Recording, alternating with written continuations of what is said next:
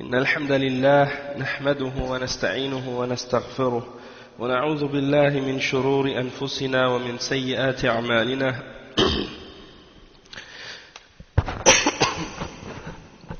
من يهده الله فلا مضل له ومن يضلل فلا هادي له وأشهد أن لا إله إلا الله وحده لا شريك له وأشهد أن محمدا عبده ورسوله يا أيها الذين آمنوا اتقوا الله حق تقاته ولا تموتن إلا وأنتم مسلمون يا أيها الناس اتقوا ربكم الذي خلقكم من نفس واحدة وخلق منها زوجها وبث منهما رجالا كثيرا ونساء واتقوا الله الذي تساءلون به والأرحام إن الله كان عليكم رقيبا يا أيها الذين آمنوا اتقوا الله وقولوا قولا سديدا يصلح لكم أعمالكم ويغفر لكم ذنوبكم ومن يطع الله ورسوله فقد فاز فوزا عظيما وإن خير الكلام كلام الله وخير الهدي هدي محمد صلى الله عليه وسلم وإن شر الأمور محدثاتها وكل محدثة بدعة وكل بدعة ضلالة وكل ضلالة في النار أما بعد. Donc, aujourd'hui on fait le cours numéro 3 et on continue donc dans notre explication de qu'est-ce qui a rapport avec le fait de se dire salafi et que c'est pas quelque chose qui est contraire à l'islam et que c'est quelque chose au contraire qui est nécessaire, quelque chose qui est nécessaire pour clarifier justement sa position et pour distinguer entre le vrai et le faux, pour expliquer qu'on suit le Coran et la Sunna selon la compréhension des salaf salih et qu'on s'oppose à toutes les autres formes de compréhension ou méthodologies qui sont apparues après, de la part des gens de bid'ah, de la part des groupes, des sectes et des gens de dalal. Donc, on a parlé de ça dans les deux derniers cours et on va continuer justement à ce sujet-là. On a parlé la semaine passée des fatwas de Cheikh Al-Fawzan à ce sujet-là pour répondre à ceux qui essaient d'utiliser certaines de ces fatwas pour essayer de mettre des doutes dans l'esprit des gens au sujet de se dire salafi. Donc on a cité ces citations-là et ces paroles-là. Pour clarifier ça, on va en lire d'autres aujourd'hui encore, Inch'Allah, du Cheikh Al-Fawzan et de d'autres parmi les ulama. Donc, on va continuer donc dans un point ici qui s'intitule Al-intisab lis-salafiyya laysa min at-tahazzub al-mamqut. Et ça, c'est un des points les plus importants parce que c'est quelque chose qui est utilisé de la part des hizbiyyin. Ils disent par exemple que le fait de se dire salafi, c'est comme si c'est équivalent pour eux à dire qu'on fait partie d'une secte, d'un groupe.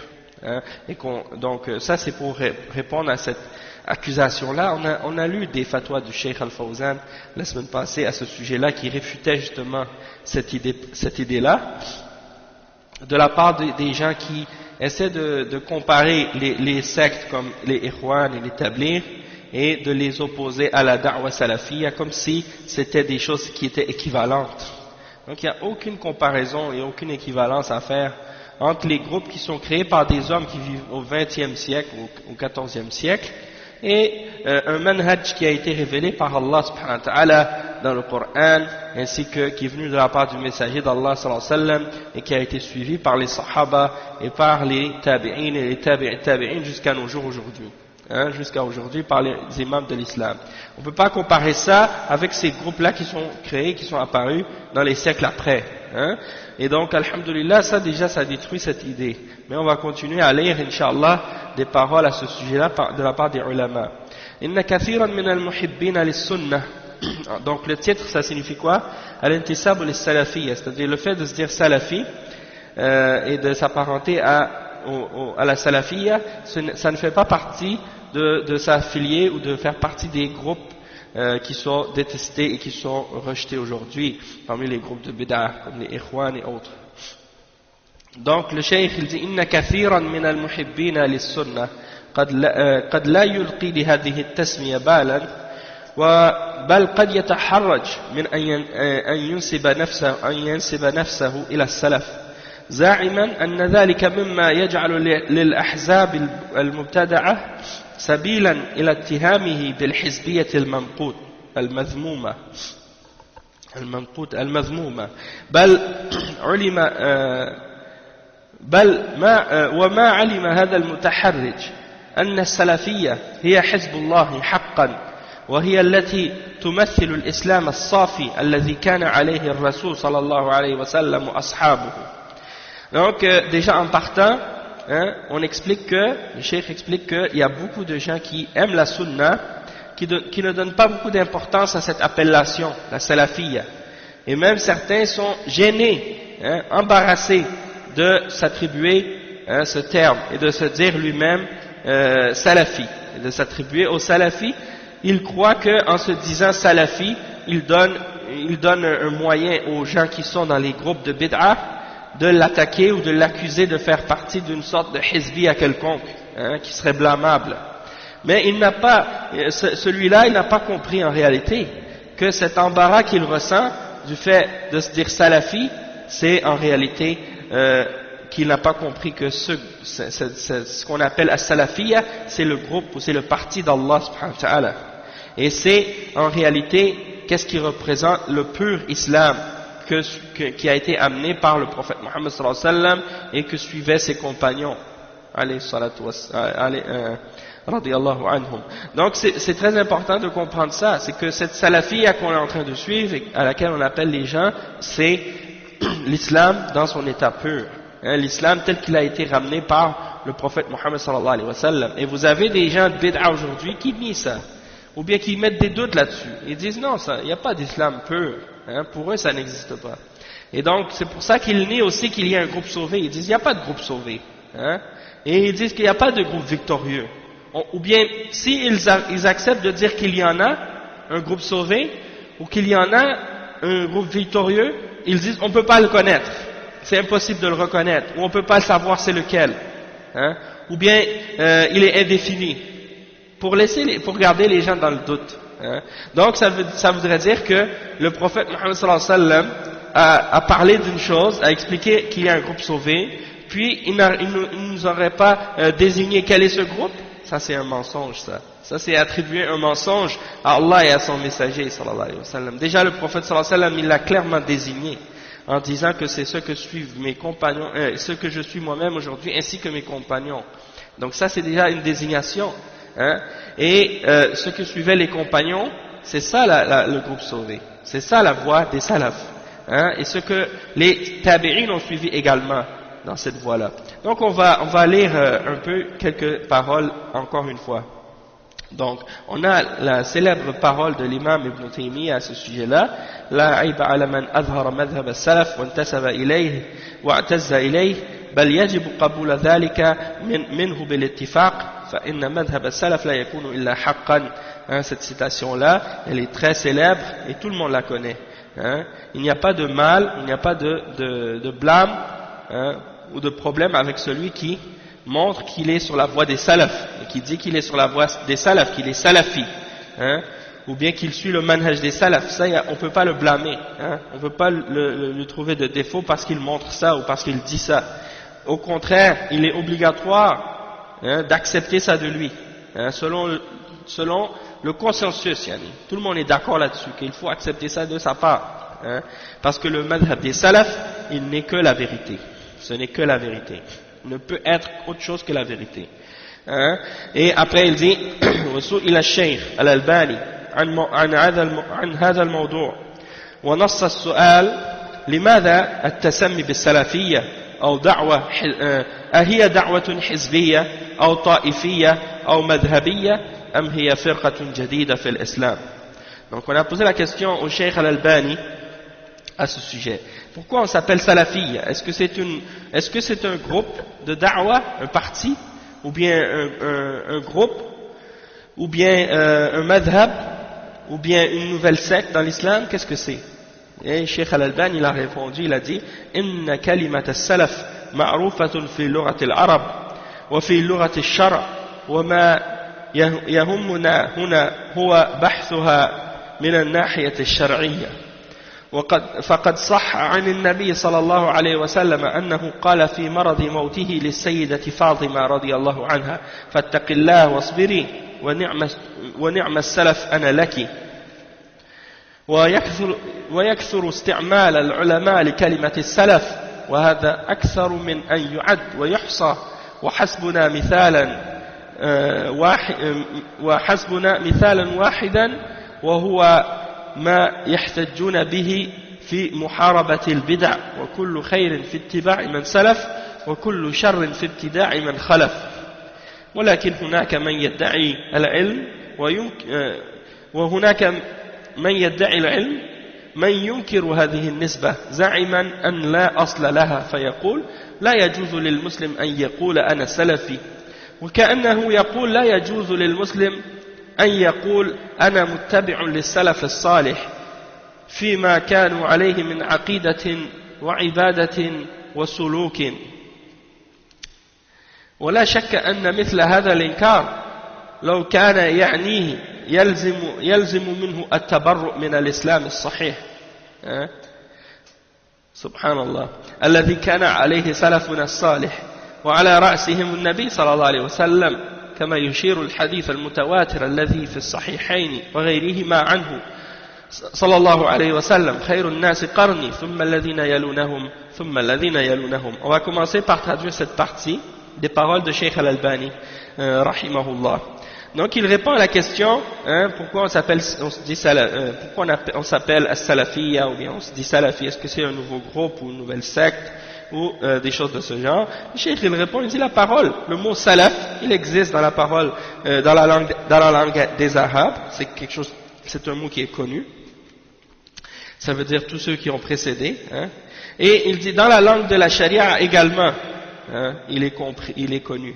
Et qu'est-ce qui est important pour nous ici maintenant, c'est de faire cette recherche sur le plan de la charia. Est-ce que c'est permis et est-ce que ça existe? Et il dit que ça a été rapporté de façon authentique de la part du prophète Mohammed sallallahu alayhi wa sallam, qu'il a dit lors de sa maladie, lorsqu'il était avant sa mort, lorsqu'il était malade, il a dit à sa fille Fatima radiyallahu anha, crains Allah et sois endurante et quel bon salaf je suis pour toi. C'est-à-dire, quel bon modèle, quel bon exemple je suis pour toi. Et ça, c'est la permission ou la preuve que le terme salaf, il existe dans la charia, puisqu'il a été mentionné par le prophète Mohammed sallallahu alayhi wa sallam, et il nous dit il dit à sa propre fille qu'il est un salaf pour elle. Donc, ça nous montre que l'utilisation du terme salaf, il existe dans la charia. Et non seulement ça, mais c'est que le terme salaf, il est mentionné abondamment dans les paroles des salaf salih, dans la parole des ulama, dans la parole des ulama dans les livres. On retrouve toujours l'utilisation du terme salaf et on en a mentionné des exemples de ça dans le premier cours. Donc ce serait très très long de tous les calculer, de tous les compter, et le Cheikh Al-Albani rahimahullah, il dit on va juste donner un seul exemple et c'est l'exemple que les gens utilisent pour combattre les bid'ah. Ils disent et tout le bien est dans le fait de suivre ceux qui nous ont précédés, et tout le mal vient des innovations de ceux qui sont venus par la suite. Ibtida' ou man khalaf. Donc c'est dans cette parole-là qui est très célèbre. Wa kullu khayrin fi ittiba'i man salaf wa kullu sharrin fi ibtida'i man khalaf. Donc, en plus, ça c'est un vers qui est mentionné dans un des livres des gens de Bid'a en fait. C'est ça qui est étonnant, c'est que ils disent ça puis ils le contredisent eux-mêmes. C'est ça qui est dommage. C'est un des Al-Bajuri, qui était Ash'ari, c'est lui qui dit cette parole dans son livre.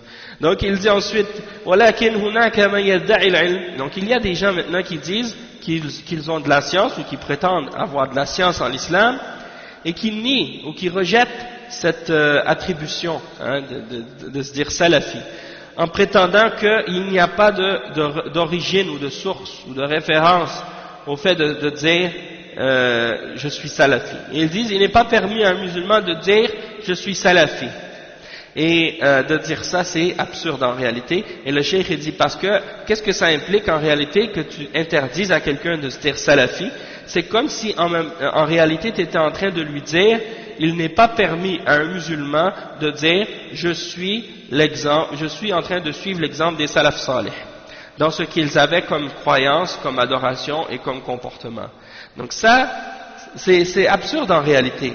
Et il n'y a pas de doute, le Cheikh Al-Albani dit, il n'y a pas de doute, que celui qui nie cette chose-là, qui nie cette parole-là, c'est comme si, en réalité, ça impliquerait qu'il se désavouait de l'islam authentique, et qu'il se désavouait de ce que suivaient les salaf salih, en commençant par le prophète Mohammed sallallahu alayhi wa sallam, comme le prophète sallallahu alayhi wa sallam nous a indiqué ça dans un hadith qui est rapporté par un grand nombre dans As-Sahihayn, qui est rapporté dans As-Sahihayn et dans d'autres livres également de hadith, dans lequel le prophète sallallahu alayhi wa sallam dit les meilleurs hommes sont ma génération, puis ceux qui la suivent, puis ceux qui la suivent.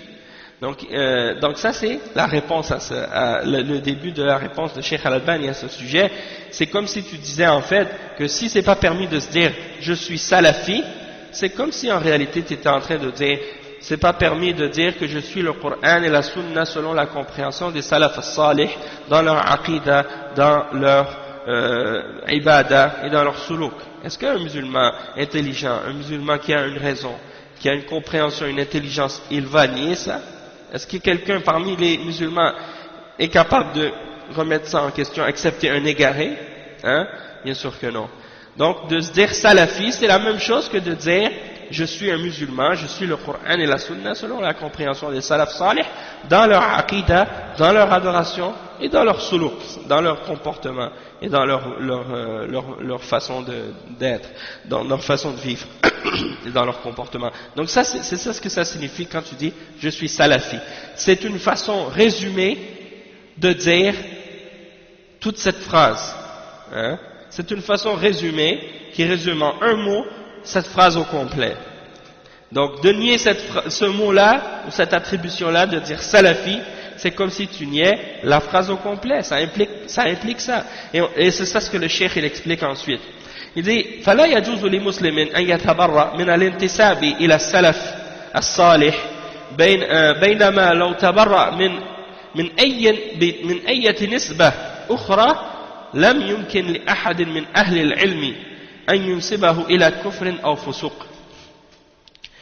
أما الذي ينسب إلى السلف الصالح فإنه ينتسب إلى العصمة على وجه العموم، وقد ذكر النبي صلى الله عليه وسلم من علامات الفرقة الناجية أنها تتمسك بما كان عليه رسول الله صلى الله عليه وسلم وما كان عليه أصحابه، فمن تمسك بهم كان يقينا على هدى من ربه، ولا شك أن التسمية الواضحة الجلية المميزة البينة هي أن نقول أنا مسلم على الكتاب والسنة وعلى منهج سلفنا الصالح، وهي أن تقول باختصار أنا سلفي. Donc ensuite qu'est-ce qu'il dit? Il dit celui qui dit qu'il n'est pas permis de se dire salafi, en fait il n'est pas permis aux musulmans de se désavouer, de s'attribuer ou de se dire appartenir au salaf salih, contrairement à toute autre appellation ou toute autre attribution qu'on pourrait se donner. Par exemple les groupes actuels, hein? Si on se désavoue du groupe des Ikhwan, si on se désavoue du groupe de Mohamed Ilyas, hein, le groupe de Tabligh, si on se désavoue des Khawarij, ou si on se désavoue des Takfiriyin et des Jihadis, et si on se désavoue des Asha'ira et des Maturidiyya, et si on se désavoue des autres groupes qui ont existé, les Mu'tazila et les autres, personne ne peut nous blâmer là-dessus, personne ne peut nous attribuer au kufr et au fisq. Hein? Et il y avait une fois, il y a un frère qui a écrit un livre, qui explique qu'il y a une nasiha aux Ikhwan, et il dit pourquoi il a quitté les Ikhwan.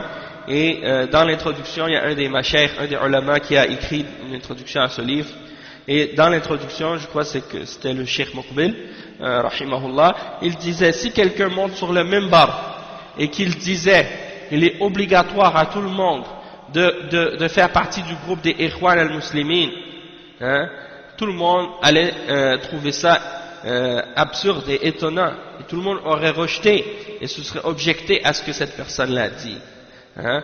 Mais si quelqu'un monte sur le minbar et dit il est obligatoire à tout musulman de suivre le Coran et la Sunna selon la compréhension des salaf salih dans leur aqidah et dans leur pratique et dans leur compréhension de l'islam, personne ne pourrait s'objecter. Personne ne pourrait s'objecter à ça parce que c'est la vérité.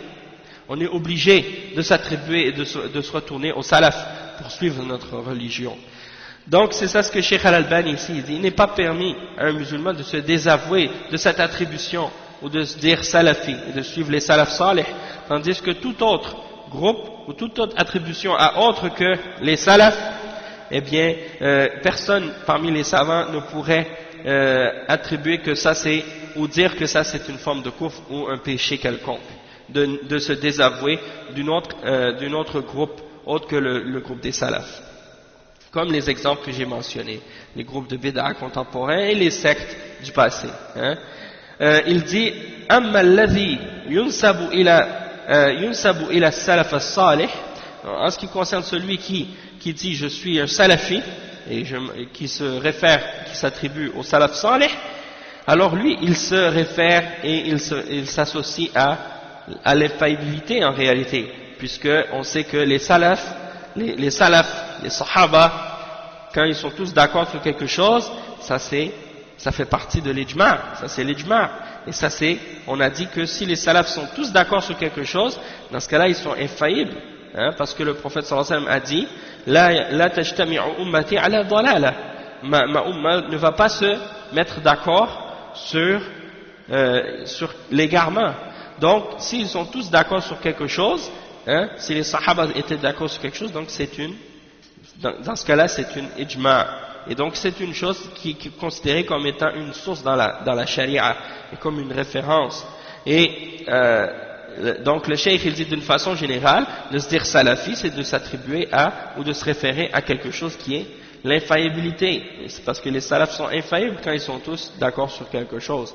Et le prophète Mohammed sallallahu alayhi wa sallam a donné comme signe ou comme signe distinctif de ce groupe sauvé dont il a parlé, quand il a parlé des 72 sectes qui seraient en enfer, et il a dit qu'il allait avoir une secte au paradis, puis 72 en enfer. Quand on a posé la question au prophète sallallahu alayhi wa sallam sur le groupe sauvé, il les a désignés en disant que c'était ceux qui s'accrochaient à ce que le prophète Mohammed sallallahu alayhi wa sallam suivait, ainsi que ses compagnons, ce que suivaient ses compagnons.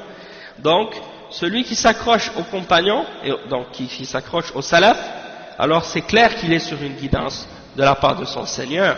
Et il n'y a pas de doute que cette appellation claire, hein, et distinguée, ça c'est le fait de, comme le cheikh il dit, وَمَا كَانَ أَمَّا أن ينسب إلى السلف الصالح فإنه ينتسب إلى العصمة على وجه العموم.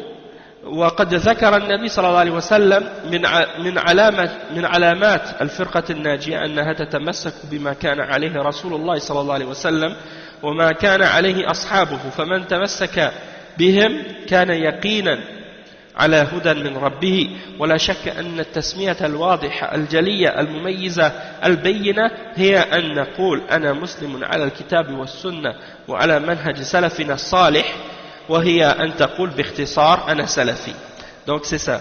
Le cheikh dit il n'y a pas de doute que cette appellation qui est claire et qui est distinguée et qui est évidente, c'est de dire la phrase au complet, de dire je suis un musulman sur le Coran et la Sunna et sur le manhaj des salaf salih. Hein? Ça c'est la phrase au complet. Et même tu pourrais rajouter encore et je me désavoue de toutes les innovations et des groupes de bid'a qui sont apparus après. Et si tu veux résumer tout ça en un seul mot, tu peux dire ana salafi. Ça y est, t'as résumé toute la phrase au complet en un mot. Hein? Donc celui qui nie ce mot-là, c'est comme s'il niait cette phrase. Ça implique qu'il nie cette phrase. Et personne parmi les musulmans ne peut se permettre de renier cette phrase. On a posé la question au Cheikh Abdul Aziz ibn Baz. سئل الشيخ عبد العزيز بن باز في من تسمى بالسلفي والأثري هل هي تزكية؟ فأجاب إذا كان صادقا أنه أثري أو أنه سلفي لا بأس مثل ما كان عليه السلف مثل ما كان السلف يقول فلان سلفي فلان أثري تزكية لا بد منها تزكية واجبة. Donc on a posé la question au Cheikh Ibn Baz à propos de quelqu'un qui se dit salafi ou qui se dit athari. Est-ce que c'est une tazkiya? Est-ce que c'est quelqu'un qui se glorifie ou se purifie lui-même ou qui se vante? Cheikh Ibn Baz il a répondu, il a dit si cette personne elle est sincère en se disant salafi, en se disant athari, il dit dans ce cas-là il n'y a pas de problème. Il dit c'est comme les salafs, ils disaient un tel est salafi, un tel est athari. C'est une tazkiya dont on ne peut pas se passer. C'est une tazkiya qui est obligatoire. Et donc, ça vient répondre à ceux qui prétendent que de se dire salafi c'est une tazkiya et que c'est mauvais. Dans ce sens-là, non. Et même Cheikh Al-Fawzan, il l'a dit la dernière fois. Il a dit ça, c'est pas une tazkiya, ça c'est dans le sens de distinguer entre la vérité, et les gens de la vérité et les gens du mensonge et les gens du faux. Il y a des gens parmi les musulmans aujourd'hui qui ne veulent pas qu'on fasse cette distinction-là. Ils veulent que tout le monde soit mélangé, et ils veulent que, comme par exemple, il y en a qui disent non, il faut appeler au dialogue, il faut appeler à la compréhension, il faut écouter qu'est-ce que les autres ont à dire, il faut voir qu'est-ce qu'ils ont à dire, etc. Et ces gens-là, la façon dont ils parlent en réalité, c'est comme s'ils ont un doute au sujet du manhaj des salafs, et que la voie des salafs c'est la vérité. Parce que quand on regarde par exemple, justement, on regarde les ulama des salafs, ils ont réfuté les gens de bid'a, ils ont réfuté les gens de bid'a, ils ont clarifié tout ce qu'on avait à connaître au sujet de la sunna. Ils n'ont rien laissé au hasard. Et parmi ces exemples-là, on peut trouver les livres que les imams ont écrits pour réfuter les croyances des gens de bid'a en ramenant les preuves du Coran et de la sunna sur les aspects de l'islam et de la aqidah qu'on devait suivre. Par exemple, le livre Al-Iman de Abi Ubayd Al-Qasim ibn Sallam, qui est mort en 224 Hijri. Il a écrit Kitab Al-Iman. الرد على الزنادقة والجهمية de l'imam Ahmed ibn Hanbal, qui est mort, l'imam Ahmed ibn Hanbal rahimahullah, qui est mort en 241. الرد على بشر المريسي, écrit par l'imam Uthman ibn Sa'id al-Darimi, qui est mort en 280 Hijri. Subhanallah. Et dans ce livre-là, on voit Ar-Rad ala Bishr al-Murrisi. Il y en a aujourd'hui, là, quand on écrit un livre sur un mubtadi' et qu'on met en garde contre lui, on dit la réfutation contre un tel, on mentionne son nom. Il y en a qui disent non, il ne faut pas mentionner le nom. Il ne faut pas mentionner le nom, il faut le cacher. Et on voit ici dans cet exemple l'imam Ad-Darimi qui écrit un livre et qui s'intitule Ar-Rad ala Bishr al-Murrisi, qui était un Jahmi à l'époque. Et donc ça c'est la preuve que c'est permis parfois de mentionner le nom des gens de bid'a si c'est nécessaire. Et ici il y a d'autres exemples aussi, le livre As-Sunnah de l'imam Ahmad, le livre As-Sunnah de l'imam Al-Marwazi, le livre At-Tawhid de l'imam Ibn Khuzayma et beaucoup d'autres encore dont on a déjà mentionné les titres et dont même on a lu certains d'entre eux ensemble, comme par exemple Sharh As-Sunnah ou Sharh Usul As-Sunnah de l'imam Al-Barbahari. Donc tout ça c'est des exemples des imams des salafs qui ont réfuté les gens de bid'a. Donc quelqu'un aujourd'hui, il n'a pas à dire, par exemple, parmi les gens maintenant, il y en a qui disent ça. Ah mais il faut aller lire qu'est-ce que les gens ont écrit ou qu'est-ce que les gens disent pour savoir si on est vraiment sur la vérité ou pour voir qu'est-ce qu'ils disent eux aussi, parce que sinon peut-être que avec le dialogue on va pouvoir les ramener, on va pouvoir faire ci et faire ça. Et les ulama ils ont averti justement contre les gens de bid'a, ils les ont réfutés justement pour qu'on n'ait pas besoin d'aller les écouter, pour qu'on n'ait pas besoin d'aller lire dans leurs livres, parce que les ulama ils ont rapporté ce que ces gens-là ont dit dans leurs livres avec honnêteté, et ils ont réfuté les erreurs de ces gens-là avec les preuves du Coran et de la Sunna, pour qu'on ait justement pas besoin de se retourner à leurs livres à ces gens-là et pour justement clarifier la vérité et distinguer entre le vrai et le faux dans ce qui a été rapporté de ces gens-là. Donc, subhanallah. Donc, tout ça, c'est un point important à comprendre. Parce qu'il y a des gens comme ça, maintenant, ils disent non, il faut appeler au dialogue, il faut le rapprochement entre les groupes, entre les sectes. Et ça, c'est des gens qui pensent qu'ils vont réinventer l'islam au XXe siècle. Ils pensent que ces choses-là n'ont pas été clarifiées depuis des siècles déjà. Et donc, c'est important. Le fait qu'en fait, une des raisons de ça aussi, c'est parce que ces gens-là ont été coupés des livres des salafs et des livres de réfutation des ulama qui réfutent les gens de bid'a. Donc, étant donné qu'ils ne sont pas proches du ilm et proches de la compréhension des salafs, ils pensent que ces choses-là, c'est des choses nouvelles ou des choses qu'on peut régler comme ça. Hein. Mais alhamdoulilah, avec le temps, les gens vont commencer à apprendre. Surtout que depuis plusieurs années, pendant longtemps, les livres qui étaient traduits en français, c'était des livres traduits par des ikhwan. Hein, et eux, ils ne traduisaient en français que des livres, des livres de hizbiyya, ou des livres qui ne parlent pas de ces questions de manhaj ou d'aqidah. Et que maintenant, alhamdoulilah, de plus en plus de frères et de sœurs commencent à apprendre la réalité de cette da'wa salafiyya. Hein, peut-être qu'au début, il y avait peut-être au début certains manquements, certaines faiblesses, certaines erreurs, mais au fur et à mesure que cette da'wa en français elle commence à être connue et commence à être comprise, alors de plus en plus on voit qu'il y a du matériel qui commence à être traduit et il y a des choses qui commencent à être faites qui est de plus en plus intéressant, de plus en plus clair.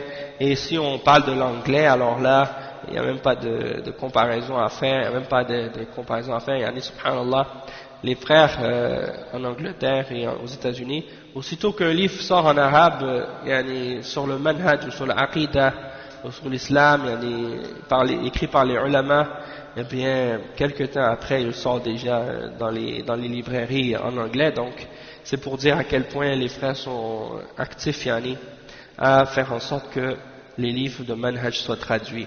Mais en français encore, il y a beaucoup de manquements là-dessus, parce que les frères salafis maintenant, ils traduisent des livres sur le manhaj et sur l'aqidah, mais ils ne traduisent pas les réfutations des ulama sur les groupes de hizbiyya et sur les mubtadi'a. Et ça c'est un manque, ça c'est un grand manque, parce que par les livres de réfutation, c'est là qu'on arrive à distinguer entre le vrai et le faux. Hein, parce qu'on a le faux mentionné devant nous, puis la réponse à ça vient tout de suite après. Donc ça aide beaucoup à un musulman à réellement comprendre sa religion comme il faut. Donc ça c'est en ce qui concerne ce point-là. Maintenant, il y a quelques fatwas que je vais lire du Cheikh Al-Fawzan encore, et on va lire ça maintenant. On va lire des fatwas du Cheikh Al-Fawzan encore à ce sujet-là. Et les fatwas que je vais lire du Cheikh maintenant aujourd'hui, c'est des fatwas qui sont tirés de son livre Al-Ajwiba Al-Mufida an As'ilatil Manahij Al-Jadida. Et ça a été rassemblé, c'est des fatwas qui ont été rassemblés par le Cheikh Jamal ibn Furayhan Al-Harithi. Et dans ces fatwas-là, on va lire certaines fatwas qui concernent justement les questions de salafiyya et de manhaj. Donc la question 61, ça c'est dans la 3e édition du livre.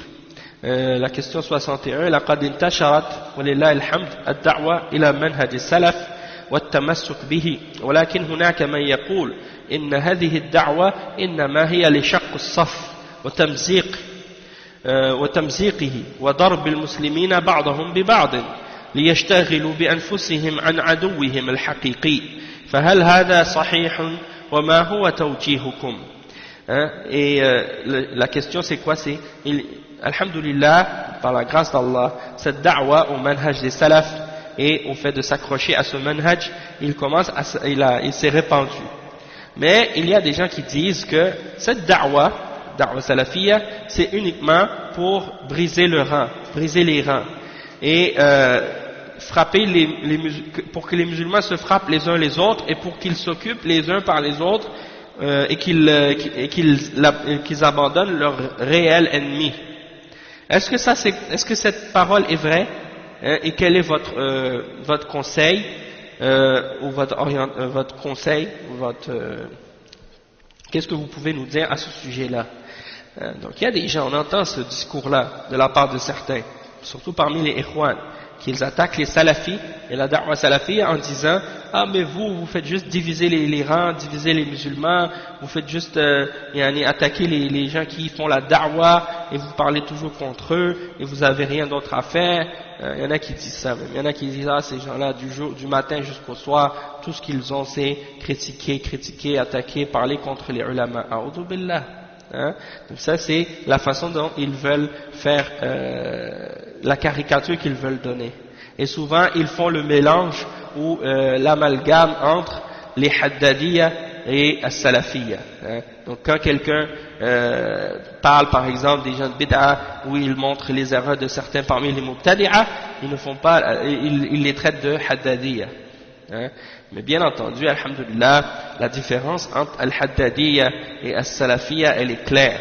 C'est que les haddadiyya, ils n'ont aucun respect pour les ulama qui sont sur la voie des salafs, qui sont sur le Coran, et qui sont sur la sunna, et qui sont connus pour leur salafiyya. Ils n'ont de respect pour personne. Et quand ils critiquent, ou quand ils vont réfuter, ou critiquer l'erreur d'un savant qui est salafi, et qui est connu pour sa salafiyya, ils vont le critiquer comme si c'était un mubtadi', un égaré, un innovateur. Ils ne vont pas faire de distinction entre le savant qui est salafi et celui qui est sur la bid'a et sur l'innovation. Donc il n'y a pas de comparaison entre le salafi. Le salafi, alhamdulillah, il s'oppose à la voie des haddadiyya. Le salafi, il va réfuter les gens de bid'a, il va rabaisser les gens de bid'a, les gens qui ont opposé le Coran et la sunna et la voie des salafs sur des fondements de la sunna, et qui refusent avec obstination et avec arrogance et avec orgueil de revenir à la vérité après que les ulama leur ont réfuté leurs erreurs. Et la plupart du temps, alhamdulillah, ce sont les ulama qui réfutent ces gens-là. C'est pas comme eux ils essaient de nous accuser. Ah vous parlez contre les ulama. Subhanallah. Nous on parle contre les ulama, on prend les paroles des ulama puis on vous les donne. On prend les paroles, qu'est-ce que les ulama ont dit sur ceux que vous défendez, puis on vous les présente et on vous les mentionne. Est-ce que c'est nous qui parlons contre ces gens-là, ou bien ce sont les ulama? Ce sont les ulama. Si je cite par exemple parmi les gens d'égarement, il y en a qui ont été critiqués par les ulama, comme par exemple Al-Maghrawi. Al-Maghrawi, Cheikh Ibn Uthaymin, il a dit Hada rajulun thawri. Rajulun thawri.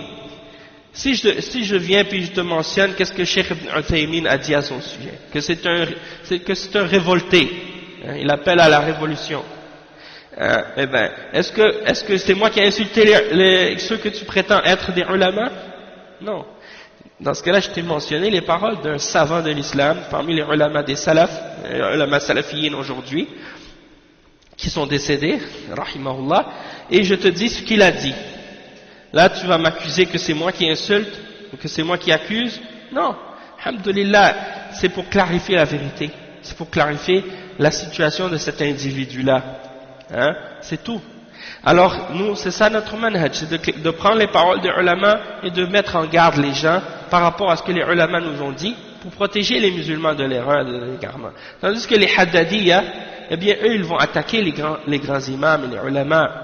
Ils vont attaquer Cheikh Al-Fawzan, ils vont attaquer Cheikh Ubaid, ils vont attaquer Cheikh Rabi', ils vont parler contre Cheikh Al-Ghudayyan, ils vont parler contre Cheikh Al-Nuhaydan, ils vont parler contre parmi les ulama, et ils vont s'ils vont les critiquer sur quelque chose ou les répondre sur une erreur quelconque, ils vont les réfuter comme s'ils n'avaient jamais rien su d'eux, comme s'ils n'avaient jamais eu aucun respect pour eux de toute leur vie, comme s'ils avaient contredit quelque chose dans les fondements de l'islam, ils les rejettent complètement.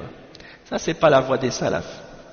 La voie des salafs, c'est que si tu vas corriger l'erreur d'un savant qui est salafi, une erreur qu'il a faite dans le fiqh, ou bien quelque chose qu'il a fait, comme par exemple dans une erreur qu'il aurait dit ou qu'il aurait fait, tu vas lui répondre avec politesse, hein, avec respect, et tu vas lui mentionner son erreur pour qu'il revienne. Hein. Donc ça c'est la façon dont les ulama se réfutent entre eux quand ils sont sur le même manhaj, sur les mêmes principes. Mais quand tu vois quelqu'un, il répond à des ulama qui sont salafis, et il leur répond sans aucun respect, sans aucune politesse, sans aucun principe, sans aucune règle, sans aucune base, là tu vois clairement qu'il y a un problème dans ces gens-là. Et il y a de l'autre côté, il y a les sururiya et les qutbiyin. Eux, ils critiquent les gens qui réfutent les gens de bid'ah. Ils disent, ah mais non, pourquoi vous parlez comme ça contre eux, pourquoi vous critiquez ces gens-là, hein, ce sont des gens qui font la da'wah, ils travaillent pour l'islam, ils ont fait beaucoup de choses, ils veulent glorifier les gens de bid'ah. Hein, si tu leur critiques Hassan al-Banna, si tu leur critiques Sayyid Qutb, si tu leur critiques Mohamed Surur, si tu leur critiques Mohamed Hassan, ou bien Abu Ishaq al-Huwaini, ou bien Salah al-Sawi, ou bien d'autres parmi ces hizbiyin aujourd'hui, il va dire non, ben non, tu sais, ça c'est des gens, ils font la da'wah, il ne faut pas les critiquer, hein, vous critiquez tout le monde. Donc ça c'est l'autre extrême. Hein, des gens qui s'opposent, ils veulent les élever, ils veulent les glorifier, ils ne veulent pas qu'on mentionne leurs erreurs. Hein. Donc on est entre les deux extrêmes, entre les Haddadiyya et entre les Qutbiyya et les Sururiyya. Hein.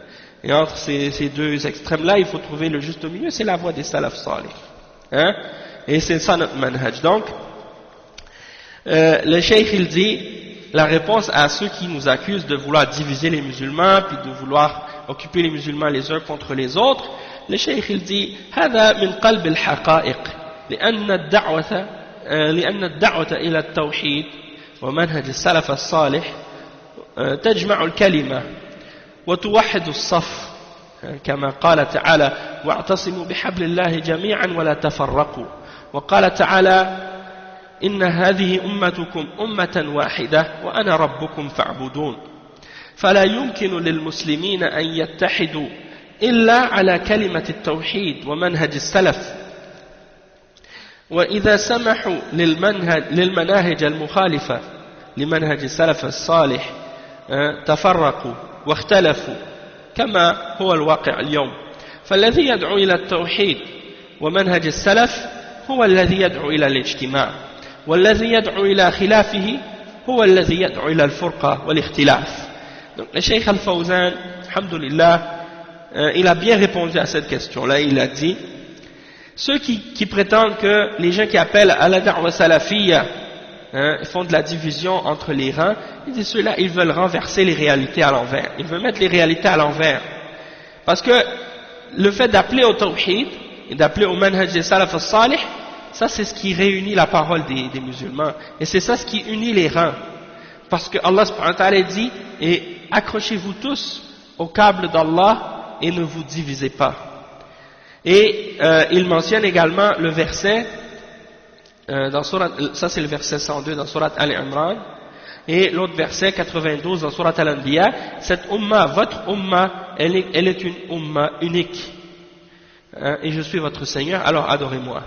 Donc il n'est pas possible pour les musulmans de se réunir, excepté sur la parole du tawhid et sur le manhaj des salafs. Et si on accepte, ou on permet aux autres groupes qui opposent le manhaj des salafs de faire leur propagande ou de faire leur da'wah, les groupes qui opposent le manhaj des salafs, on les laisse faire, alors c'est là qu'il y aura de la division. Et c'est là qu'il y aura de la divergence. Et c'est ça qui se produit aujourd'hui. Donc celui qui appelle au tawhid et qui appelle au manhaj des salafs, c'est lui qui appelle à la réunion, au rassemblement, à l'union. C'est celui qui appelle au tawhid et au manhaj des salafs. C'est lui qui veut unir les musulmans. Tandis que celui qui appelle à quelque chose qui est autre que ça, qui s'oppose à la voie des salafs et au tawhid, alors c'est lui qui appelle à la division et à la divergence. Hein? Donc ces gens-là, qu'est-ce qu'ils veulent faire? Ils veulent diviser, ils veulent mettre les réalités à l'envers et faire croire aux gens que si tu appelles au tawhid et à la voie des salafs, c'est là que tu fais la division. Ensuite, on a posé la question au Cheikh Al-Fawzan, question 62, ما هي السلفية وهل يجب سلوك منهجها والتمسك بها? Qu'est-ce que c'est la salafiyya? Et est-ce que c'est obligatoire de suivre sa méthodologie et sa voie et de s'y accrocher? Le Cheikh il dit السلفية هي السير على منهج السلف من الصحابة والتابعين والقرون المفضلة في العقيدة والفهم والسلوك ويجب على المسلم سلوك هذا المنهج. قال تعالى والسابقون الأولون من المهاجرين والأنصار والذين اتبعوهم بإحسان رضي الله عنهم ورضوا عنه. وقال تعالى والذين جاءوا من بعدهم يقولون ربنا اغفر لنا ولإخواننا الذين سبقونا بالإيمان ولا تجعل في قلوبنا غلا للذين آمنوا. وقال صلى الله عليه وسلم عليكم بسنتي وسنة الخلفاء الراشدين المهديين من بعدي تمسكوا بها وعضوا عليها بالنواجذ وإياكم ومحدثات الأمور فإن كل محدثة بدعة وكل بدعة ضلالة. Donc le cheikh ici, Cheikh Al-Fawzan, on lui a posé cette question, il répond la salafiyya, c'est de marcher sur la voie des salafs, c'est-à-dire parmi les sahaba, les tabi'in et les siècles, les générations préférées, c'est-à-dire les 3 premières générations, dans l'aqidah, dans la compréhension et dans leur comportement. Et c'est obligatoire aux musulmans de suivre le manhaj des salafs. Un point à ce sujet-là aussi que je voudrais rajouter ici, c'est qu'il y en a des gens qui disent « Ah, vous, les gens qui vous êtes salafis, vous n'avez même pas un bon comportement. » Donc ils essaient de dire par exemple que si quelqu'un n'a pas un bon comportement, ça veut dire qu'il n'est pas un vrai salafi. Parce que pour eux, si t'es pas comme un sahabi, hein, à 100%, alors là dans ce cas-là t'es pas salafi. Il faut que tu sois 100% comme un sahabi, comme un ange sur la terre. Sinon t'es pas, hein. Il faut que tu sois quelqu'un avec un comportement impeccable dans tout, sinon tu sors de la salafiyya. Non, ça c'est une erreur. Et c'est comme un des mashayikh il expliquait, il dit, quand tu fais des bid'ah, ils te font pas sortir de la salafiyya. Ils veulent pas que tu fasses sortir quelqu'un de la salafiyya pour des bid'ah qu'il a fait. Mais quand il a un mauvais comportement, ils le font sortir de la salafiyya. Depuis quand le comportement fait sortir quelqu'un de la salafiyya? Est-ce que le péché est comparable à la bid'ah? Un musulman, il sort pas de la salafiyya pour un péché qu'il commet, tant qu'il reconnaît que ce péché-là est haram, et tant qu'il il est conscient que ce qu'il fait c'est un péché. Mais s'il fait une bid'ah, eh bien là, il sort de la salafiyya, hein?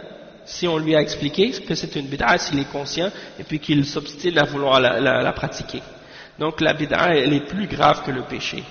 Et le fait d'avoir un bon comportement, il n'y a pas de doute que ça fait partie du comportement des salafs et que ça fait partie de la voie des salafs as-salih. Sauf que le fait que quelqu'un n'ait pas un bon comportement, tu ne peux pas dire que ça fait sortir de la salafiyya et que la personne est plus salafi parce qu'il a des fautes ou des erreurs dans son comportement. Comme ils disent, ah vous les salafis vous êtes durs et des choses de ce genre.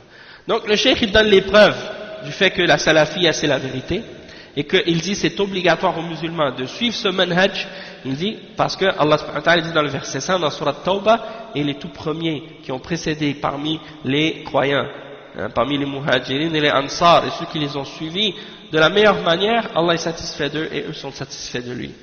Et il mentionne le verset dans Surat Al-Hashr, et ceux qui sont venus par la suite, après eux, après les muhajirin et les ansar, ils disent, hein, ô notre Seigneur, ô notre Seigneur, pardonne-nous, pardonne à nous ainsi qu'à nos frères qui nous ont précédés dans la foi et ne mets pas aucune rancune dans nos cœurs pour ceux qui ont cru. Et il mentionne le hadith de Irbad ibn Sariya, hein, accrochez-vous à ma sunna et à la sunna de mes successeurs bien guidés après moi, hein, mordez dedans et accrochez-vous à celle-ci et mordez dedans avec vos molaires et prenez garde aux nouvelles choses qui sont inventées dans la religion, car toute nouvelle chose est une bid'a et toute bid'a est un égarement.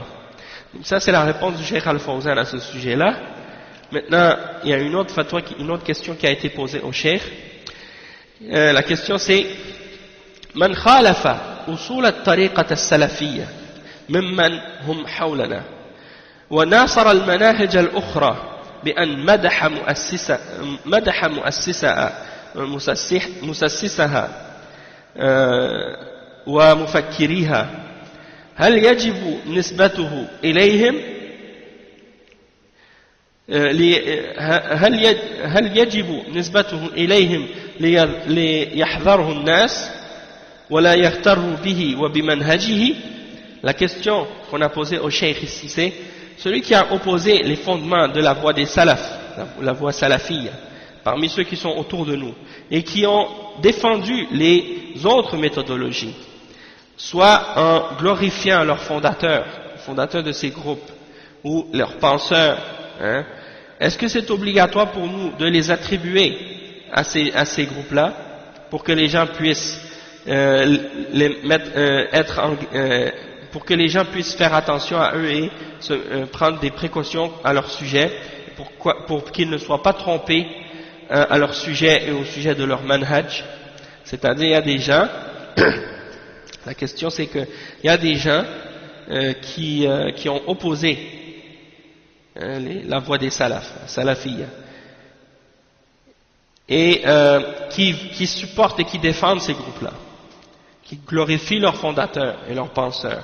Donc, est-ce qu'on doit attribuer ces gens-là et dire ceux-là font partie d'eux, et on doit mettre en garde les gens à leur sujet pour pas que les gens soient trompés par leur manhaj et par eux-mêmes? Le cheikh il répond, Cheikh Al-Fawzan, il dit: Man khalafa manhaj al-salaf wa madaha al-manahij al-mukhalifa li manhaj al-salaf wa madaha ahlaha fa innahu yu'tabaru min ahli al-mukhalifa wa tajibu da'watuhu wa munasahatuhu fa in raja'a ila al-haqq وإلا فإنه يهجر ويقاطع. وما أظن أن في هذه البلاد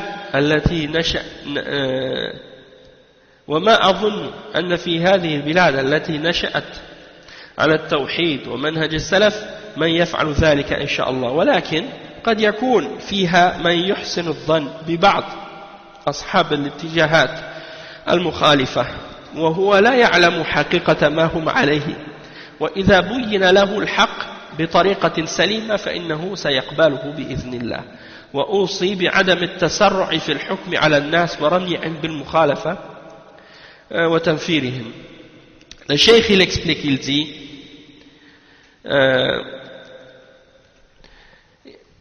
celui qui oppose le manhaj des salafs en glorifiant la personne qui oppose la voie des salafs, ou en glorifiant les gens qui opposent qui opposent le manhaj des salafs, il leur fait des éloges, alors celui-là il est considéré comme un des gens qui a opposé. C'est-à-dire, il y a des gens qui glorifient les gens de bid'ah et ils disent qu'ils ne font pas partie de leur groupe, mais du fait qu'ils glorifient les fondateurs de ces groupes-là et qu'ils les aiment et qu'ils les glorifient, qu'ils les considèrent, hein, qu'ils disent du bien d'eux, ils sont considérés comme un des leurs. Hein.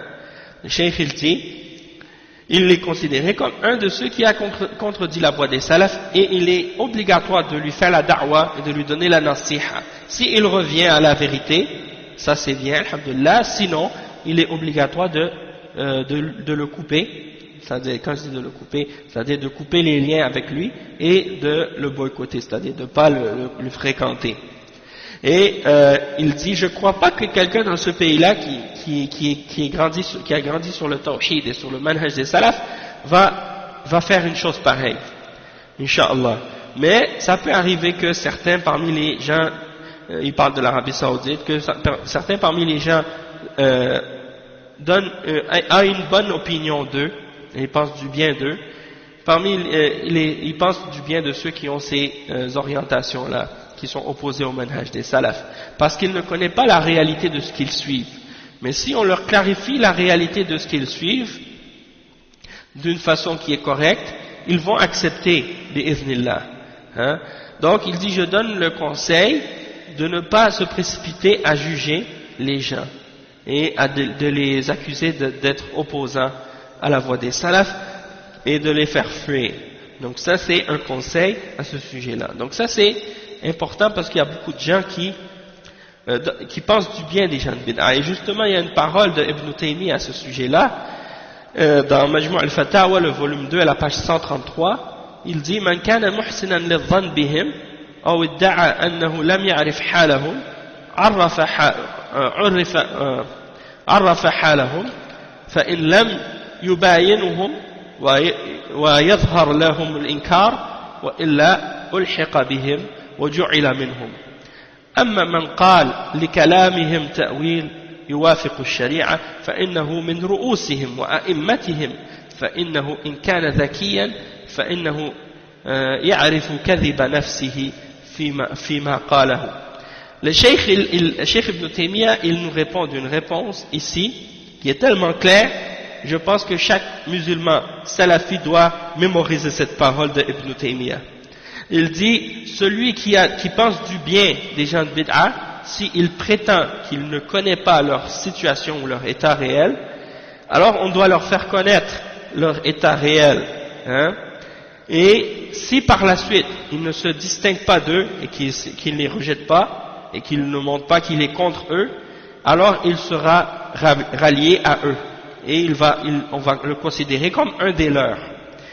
Mais si il dit par exemple, ah mais non, leurs paroles qui sont contraires à la charia peuvent être comprises d'une autre façon, peuvent être interprétées, alors celui-là qui cherche des excuses comme ça à leur sujet, il fait partie de leur tête, de leur guide, de leur leader, hein, de leur chef. Et s'il est intelligent, il va connaître par lui-même son propre mensonge dans ce qu'il dit. S'il est intelligent, il va connaître par lui-même son propre mensonge à propos de ce qu'il dit. Ça, c'est dans le volume 2, la page 133. Donc, ça veut dire que il y a des gens qui pensent du bien de certains mubtadi'ah, parfois. Et quand tu leur dis, mais lui, il est pas bon. Lui, mon frère, fais attention, celui-là, il a des bid'ah, il a des égarements. Il va commencer à te dire, ah mais moi je suis pas au courant de ces égarements, hein, moi je ne sais pas. Dans ce cas-là, tu vas lui expliquer, tu vas dire bon, toi tu sais pas, dans ce cas-là je vais te montrer. Donc tu vas lui montrer, par exemple, tu vas lui montrer les paroles qu'il a dites, les choses qu'il a dites, avec les preuves et les citations. Après tu vas regarder, par exemple, qu'est-ce que les ulama ont dit à ce sujet-là, et puis après ça, hein, tu vas lui montrer ça. Si par la suite il dit ah oui t'as raison, A'udhu billah, je me désavoue de celui-là, je le rejette, je veux rien savoir de lui. Hein? Donc là, tu as la preuve que cette personne-là, elle est sincère. Parce que quand on lui a montré la vérité, elle est revenue. Mais l'autre personne, quand tu lui montres ces choses-là, au lieu de se désavouer, il commence à rejeter, à essayer de les défendre et à vouloir leur chercher des excuses, des choses comme ça, alors il fait partie d'un des leurs.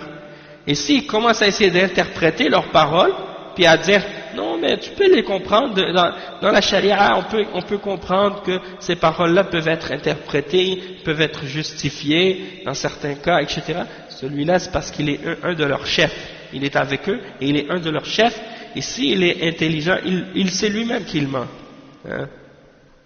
Alhamdulillah, comme il y a des gens qui le font maintenant à propos de certains égarés, hein, quand tu leur montres les erreurs qu'ils ont dit, les choses qu'ils ont faites, ils essaient de leur trouver des excuses et des erreurs.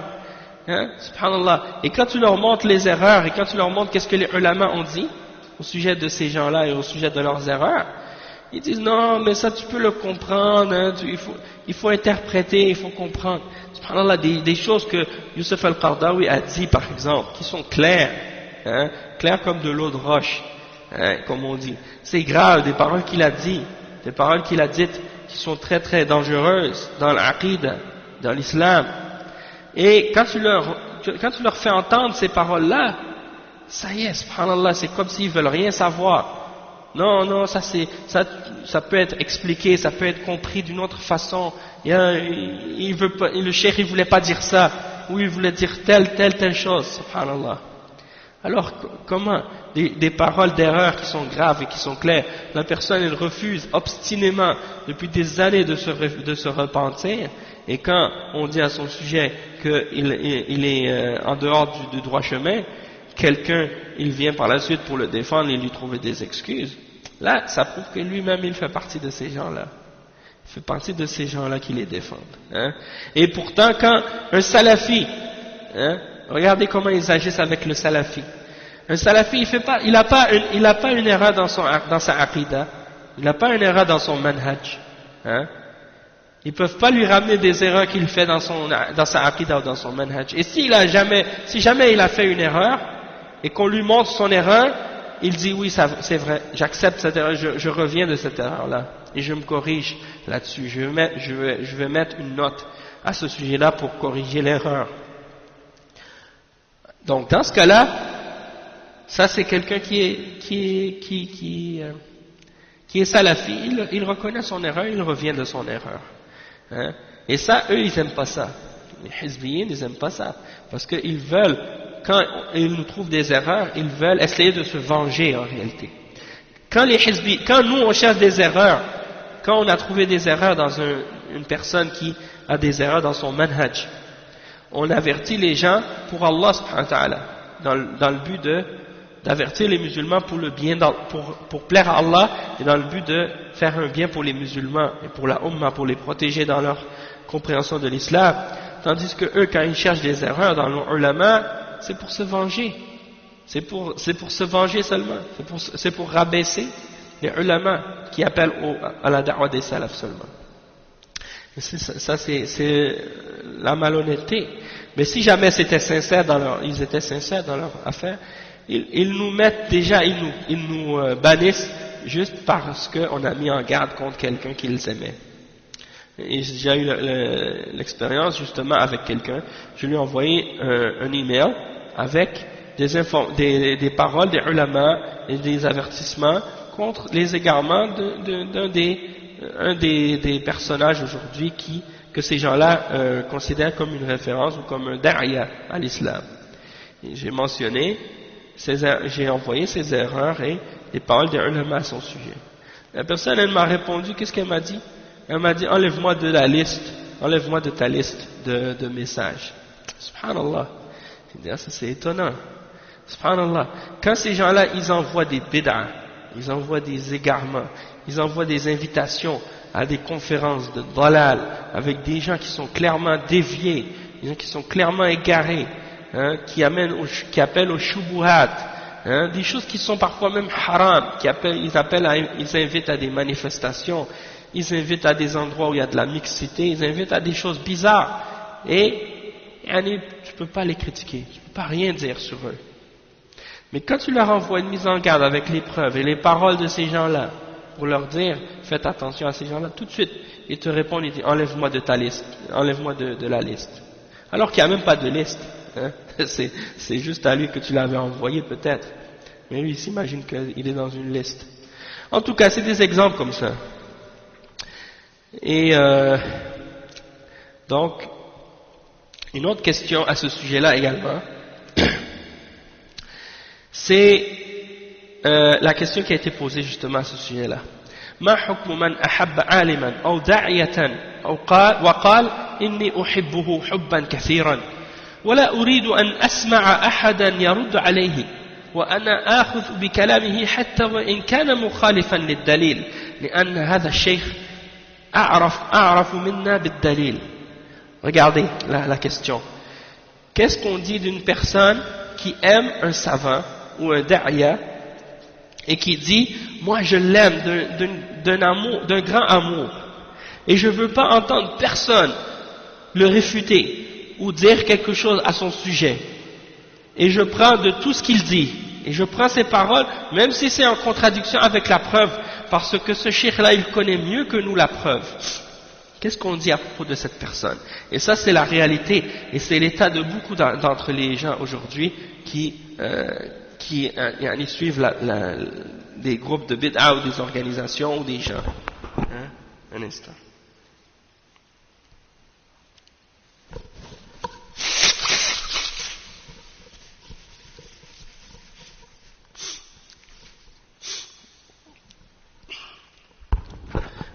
Donc ils disent non, je ne veux pas entendre personne critiquer mon cheikh. Je ne veux pas entendre personne critiquer un tel, je l'aime trop. Hein? Et tellement que je l'aime, je vais le suivre dans tout ce qu'il dit. Même si tu m'amènes les preuves que ce qu'il dit c'est contraire au Coran et à la Sunna, et qu'il a fait une erreur, je veux rien savoir. Il connaît mieux que nous. Regardez qu'est-ce que le Cheikh Al-Fawzan il a répondu à ce sujet-là. Il dit هذا تعصب ممقوت ومذموم. Il y a des gens par exemple, ils ont connu la salafiyya, ils ont connu le manhaj par un cheikh. Ils ont appris tout de lui. Puis ce cheikh là, après il a dévié, commencé à avoir des égarements. mais parce qu'ils ont appris avec lui, parce qu'ils l'ont connu, parce qu'ils sont assis avec lui, ils l'ont aimé, ils refusent d'accepter les erreurs, parce qu'ils l'aiment. Hein? Ils refusent d'accepter qu'il a fait des erreurs. Et ils s'accrochent obstinément à lui, et il veut le défendre, même dans les erreurs qui sont claires à son sujet. Ça c'est at-ta'assub, comme le cheikh dit. هذا تعصب ممقوت ومذموم لا يجوز ولا يجوز. Ça c'est un fanatisme, hein, qui est détestable, qui est blâmable, et ce n'est pas permis. Hein.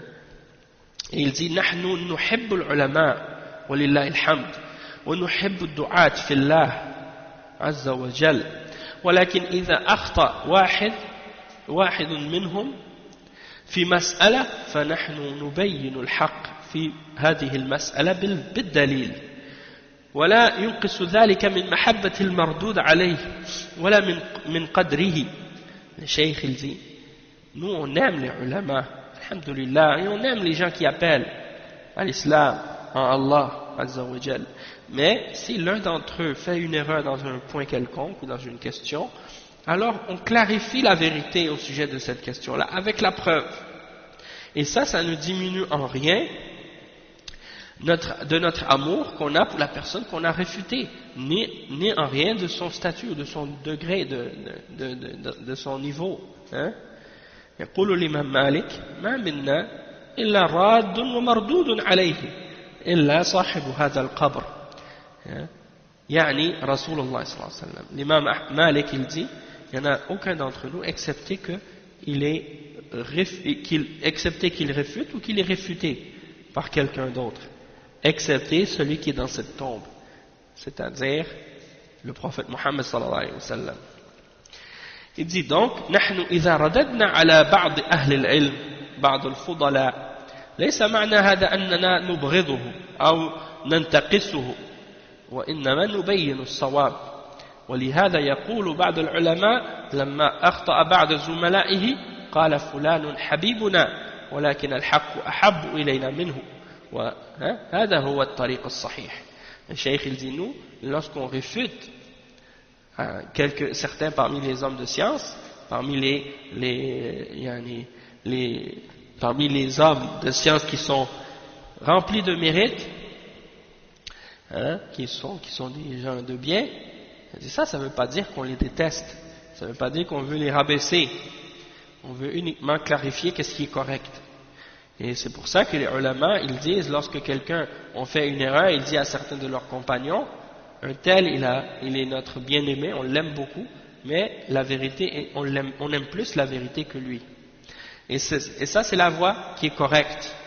ولا تفهموا أن الرد على بعض العلماء في مسألة أخطأ فيها معناه تنقص له أو بغض بل ما زال العلماء يرد بعضهم على بعض وهم إخوة متحابون.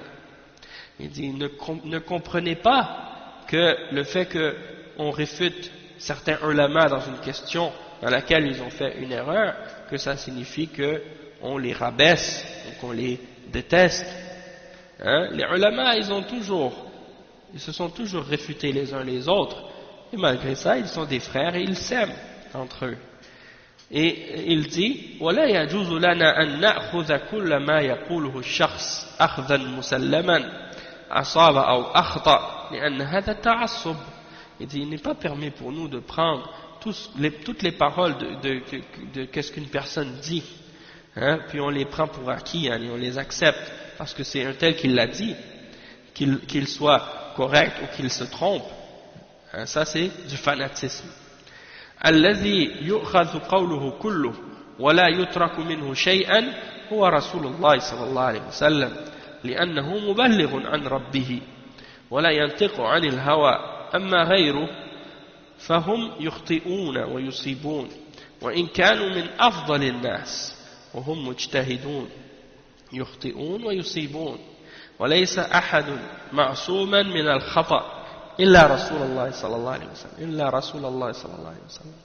Le cheikh il dit celui qui comprend tout de lui et qu'on n'abandonne rien de lui, on ne laisse rien de lui, c'est le messager d'Allah sallallahu alayhi wa sallam, parce que c'est lui qui transmet la révélation de son Seigneur. et qui ne parle pas selon sa passion. Mais toute autre personne que lui, ils peuvent se tromper, ils peuvent avoir raison.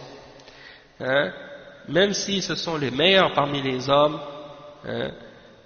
Et que ce sont même si ce sont les meilleurs parmi les hommes, ils sont des gens qui font des efforts, ils sont des mujtahidoun, ils font des efforts pour atteindre la vérité. Parfois ils ont raison, parfois ils se trompent. ليس أحد معصوما من الخطأ إلا رسول الله صلى الله عليه وسلم يجب أن نعرف هذا ولا نتكتم لا نتكتم على الخطأ محابة لفلان بل علينا أن نبين الخطأ. Le cheikh il dit il n'y a personne qui est infaillible de l'erreur, qui peut être sauvé de l'erreur, excepté le messager d'Allah sallallahu alayhi wa sallam. Et c'est obligatoire de savoir ça, que personne n'est infaillible excepté le messager d'Allah sallallahu alayhi wa sallam. Et on ne doit pas cacher l'erreur par amour pour quelqu'un. C'est important pour nous de clarifier l'erreur. Et le prophète sallallahu alayhi wa sallam il dit ad-dinu nasiha, la religion c'est le bon conseil. Hein? الدين النصيحة قلنا لمن قال لله ولكتابه ولرسوله ولأئمة المسلمين وعامتهم. Le prophète sallallahu alayhi wa sallam a dit la religion c'est le bon conseil. On a dit pour qui? Au messager d'Allah ou envers qui? Il a dit envers Allah, c'est-à-dire la sincérité envers Allah, envers son livre, envers son messager, envers les dirigeants des musulmans et envers les musulmans en général. C'est-à-dire d'être sincère et de donner le bon conseil. وبيان الخطأ من النصيحة للجميع. أما كتمانه فهو مخالف للنصيحة. Il dit de clarifier l'erreur, ça fait partie de la nasiha et c'est pour tous les musulmans. Mais de cacher l'erreur, c'est contraire à la nasiha. Donc ça c'est ce qui est en rapport avec la réfutation des ulama de Ahl Sunnah, les ulama salafiyin, les uns envers les autres. C'est ainsi qu'ils se clarifient les erreurs des uns des autres et qu'ils se réfutent les uns les autres. Ils se corrigent leurs erreurs et ils se réfutent les uns les autres, mais ils s'aiment toujours. Tandis que quand c'est une réfutation envers les gens de bid'a, envers des gens qui s'opposent à la vérité, envers les gens de hizbiyya, eh bien là, dans ce cas-là, c'est des réfutations parfois qui vont être accompagnées d'une haine. Qui vont être accompagnés d'une haine et d'une rage contre eux, d'une colère contre eux, parce qu'on les déteste pour Allah subhanahu wa ta'ala, à cause de leur bid'a et de leur égarement. Donc le cheikh, on lui a posé la question suivante, et je pense qu'on va terminer avec cette question-là pour aujourd'hui, ou bien peut-être on aura le temps de lire une autre petite question aussi.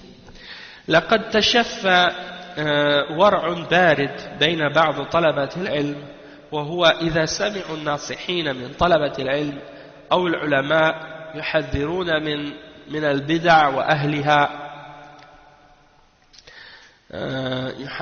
يحذرون من البدع وأهلها ومناهجها يذكرون حقيقة ما هم عليه يردون عليهم وقد يوردون أسماء بعضهم ولو كان ميتا لافتتان الناس به وذلك من أجل الدفاع عن هذا الدين وكشف تلبيس الملبسين والمندسين بين صفوف الأمة لبث الفرقة والنزاع فيها فيدعون أن ذلك من الغيبة المحرمة فما قولكم في هذه المسألة. Donc ça c'est une question qui a été posée au Cheikh Al-Fawzan justement au fait de mentionner les noms des gens lorsque ils font des erreurs. Et la question c'est quoi? C'est on a retrouvé de la part de certains étudiants en sciences une sorte de fausse piété froide. Lorsqu'ils entendent des gens qui donnent la nasiha parmi les talab al-ilm et les ulama qui avertissent contre les bid'a et contre les gens de bid'a et contre leur manahij, ils mentionnent la réalité de ce que ces gens de bid'a suivent et ils réfutent ces bid'a-là et en même temps ils mentionnent les noms de certains d'entre eux, peu importe qu'ils soient morts ou qu'ils soient vivants, parce que les gens ils ont été éprouvés par ceux-là Et donc, ils mentionnent leur nom et ils expliquent leurs erreurs dans le but de défendre cette religion-là et pour dévoiler les ruses de ces gens-là qui veulent ramener de la division dans les rangs de la Ummah et qui veulent appeler les gens à l'égarement. Donc, ils prétendent, ces gens-là, que de faire ça, c'est de la riba, le muharrama.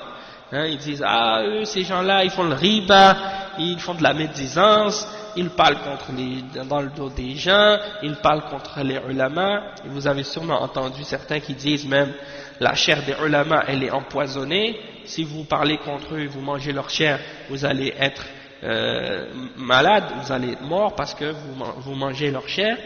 Et ils ne font pas la distinction entre les ulama qui sont sur la sunna et les ulama qui sont sur la bid'ah. Hein, les ulama de la bid'ah, comme on dit, les gens de bid'ah. Leur chair n'est pas empoisonnée, les gens de bid'ah. La chair des ulama, oui, mais la chair des gens de bid'ah, elle n'est pas empoisonnée. Alors, et c'est pas une riba. Hein. On va lire qu'est-ce que le Cheikh Al-Fawzan il répond au sujet de ça. Al-qa'ida fi hada أن التنبيه على الخطأ والانحراف بعد تشخيصه إذا اقتضى الأمر أن يصرح باسم الأشخاص المخالفين حتى لا يغتر بهم وخصوصا الأشخاص الذين عندهم انحراف في الفكر أو انحراف في السيرة أو المنهج وهم مشهورون عند الناس ويحسنون فيهم الظن فلا بأس أن يذكروا بأسمائهم وأن يحذر من منهجهم. والعلماء بحثوا في علم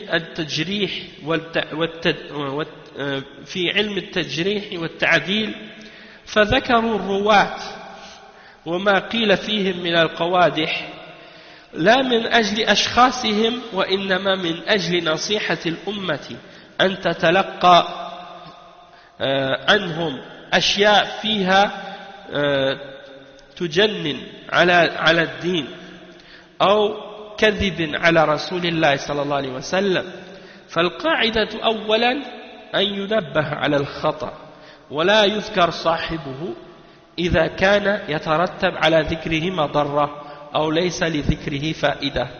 أما إذا اقتضى الأمر أن يصرح باسمه لأجل تحذير الناس من منهجه فهذه من النصيحة لله وكتابه ورسوله ولأئمة المسلمين وعامتهم خصوصا إذا كان له نشاط بين الناس ويحسنون الظن به ويقتنون أشرطته وكتبه لا بد من البيان وتحذير الناس منه لأن السكوت ضرر على الناس فلا بد من كشفه لا من أجل التجريح أو التشهي وإنما من أجل النصيحة لله وكتابه ورسوله ولأئمة المسلمين وعامتهم. Donc ça c'est la réponse du Cheikh Al-Fawzan à ce sujet-là.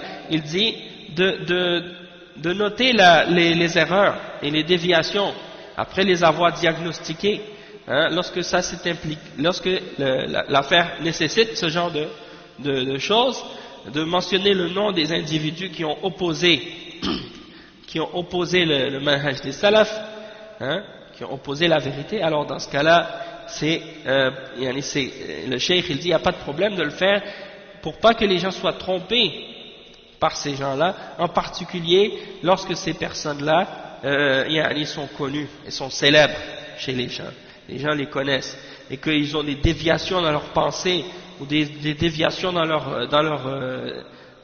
façon dans leur sira, dans leur façon dans leur histoire ou bien dans leur manhaj, hein? Donc c'est des gens qui sont devenus populaires maintenant. Alors les gens pensent du bien de leur part et donc c'est très important, hein, de mettre en garde, hein, et dit il n'y a pas de problème dans ce cas-là de mentionner leur nom pour que les gens puissent être avertis de leur manhaj. Et les ulama ils ont fait des recherches au sujet de la science du tajrih et du ta'dil. C'est-à-dire tajrih, ça veut dire quand tu vas critiquer quelqu'un, tu vas mentionner ses problèmes et ses défauts. Et du ta'dil, c'est-à-dire quand des gens, on demande à leur sujet et qu'ils sont des gens de bien, alors tu mentionnes le bien à leur sujet. C'est ça, at-ta'dil. Donc ils ont mentionné les rapporteurs de hadith à l'époque, et ils ont mentionné à leur sujet les choses qui pouvaient être des problèmes qu'ils avaient, des choses qu'ils avaient comme défaut, comme problème, pour que justement on puisse protéger cette religion-là. Il dit c'était pas pour, on n'a pas mentionné leurs défauts ou leurs fautes ou leurs erreurs ou leurs bid'a pour leur personne elles-mêmes, qu'est-ce qu'elles sont et qu'est-ce qu'elles représentent, mais c'est plutôt comme nasiha pour la umma, pour donner le bon conseil à la umma, pour qu'elle ne prenne pas les aspects de leur religion de quelqu'un qui risque de faire du tort à la religion ou qui ment contre le messager d'Allah sallallahu alayhi wa sallam. Donc la règle en premier c'est de noter l'erreur, de mentionner l'erreur et de ne pas mentionner la personne si on craint que ça peut avoir des conséquences négatives, ou que le fait de mentionner son nom aura peu de bienfaits. Mais si l'affaire nécessite que le nom de la personne soit mentionné explicitement pour avertir les gens de son manhaj, alors ça fait partie de la nasiha pour Allah et pour son livre et pour son messager et pour les dirigeants des musulmans et pour les musulmans en général. Et en particulier lorsque cette personne-là est très active parmi les gens et que les gens pensent du bien à son sujet et qu'il se procure ses cassettes et ses livres, alors dans ce cas-là c'est obligatoire de clarifier la situation et de mettre les gens en garde à son sujet, parce que le fait de se taire, ça va amener un plus grand mal, et donc c'est nécessaire de démasquer et de dévoiler la réalité de cette personne-là, pas pour l'insulter ou pour pas pour la rabaisser, pour faire un tort quelconque à cette personne, mais plutôt dans le but de donner la nasiha à Allah, à son livre, à son messager et aux dirigeants des musulmans et aux musulmans en général. Donc ça c'est la réponse du Cheikh Al-Fawzan à ce sujet-là, et c'est pour répondre à ceux qui parfois même vont même citer des fatwas de Cheikh Al-Fawzan dans lesquels il a dit par exemple il ne faut pas mentionner les noms, il ne faut pas citer les noms, et il mentionne cette fatwa-là et il pense que c'est seulement cette position-là que le Cheikh a. Et ça c'est souvent la réalité des gens qui n'ont pas compris la réalité des principes de la da'wa salafiyya. Ils se basent sur les paroles des ulama seulement, sans retourner aux fondements et aux principes. Et alhamdulillah, les ulama parfois ils peuvent répondre à une personne de ne pas mentionner les noms dans un certain contexte parce qu'ils réalisent que cet individu-là n'a pas compris comme il faut l'islam ou qu'il n'a pas assez de connaissances, il risque de faire de la fitna, de faire des problèmes. Donc ils vont lui dire de ne pas mentionner les noms et de juste de mettre en garde contre l'erreur de la personne.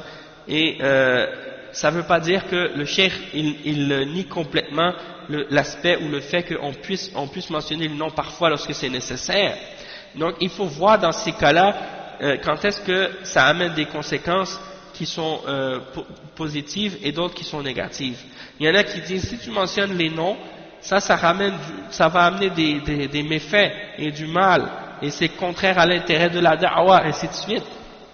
Alors qu'en réalité, c'est pas parce que c'est contraire à l'intérêt de la da'wa, c'est contre l'intérêt de leur groupe, et de leur hizbiyya, et de leur bid'a. Ils veulent pas que les gens connaissent la réalité de leurs égarements, et ils veulent que les gens continuent à suivre, l'erreur et l'égarement dans laquelle ils sont. Donc ça, Allah al-Musta'an, ça c'est qu'est-ce qu'on retrouve de la part de certains d'entre eux. Également, il y en a qui vont vous dire, le prophète sallallahu alayhi wa sallam, quand il réfutait des gens, il disait pas leur nom, il montait sur le minbar et il disait ma balu aqwamin, il dit, en voulant dire, j'ai entendu des gens qui disent telle ou telle chose, qu'est-ce qu'ils ont ces gens-là de faire ces choses-là sans mentionner leur nom. Et la réponse à ça, c'est qu'en réalité, ça c'est dans certains cas où il n'a pas mentionné le nom, mais il y a d'autres cas dans la charia qui sont mentionnés, dans le Coran, dans la Sunna, qui mentionnent les noms des individus. Alors, pourquoi Allah subhanahu wa ta'ala dans le Coran, il mentionne les noms des kuffars et des mushrikines qui ont opposé les messagers parfois? Pourquoi il mentionne leur nom, comme Pharaon par exemple, ou comme les peuples, des messagers qui se sont opposés à la vérité. Pourquoi ils mentionnent leur nom et leur personne? Il aurait pu juste mentionner l'exemple. Non, il a mentionné le nom pour qu'on puisse connaître ces gens-là. Pourquoi il a mentionné les critiques des juifs et des chrétiens? Il mentionne leur nom, les juifs et les chrétiens. Pourquoi il n'a pas juste mentionné qu'il y a des gens qui font ces erreurs-là sans dire c'est qui? Parce que c'est nécessaire parfois de mentionner les noms. Et la même chose pour la sunna, tu retrouves des exemples dans la sunna où il y a la mention des noms, il y a la mention des gens. Et le prophète sallallahu alayhi wa sallam, il l'a fait à plusieurs d'entre eux. Donc, on a mentionné cet exemple-là, donc ça c'est pour faire comprendre ces questions-là. Et je pense qu'on va s'arrêter ici pour aujourd'hui, Inch'Allah. Pour répondre donc à toutes ces questions que les gens mentionnent au sujet de la da'wa salafiyya aujourd'hui, et donc en ce qui concerne la question de la critique des gens de bid'a et de toutes ces choses-là, c'est une des choses par laquelle les gens ont stigmatisé. Aujourd'hui, on a marginalisé les salafis maintenant et on les caractérise par cet aspect-là qu'ils critiquent les gens ou ils réfutent les gens. Pourquoi? Parce qu'ils sont les seuls à le faire.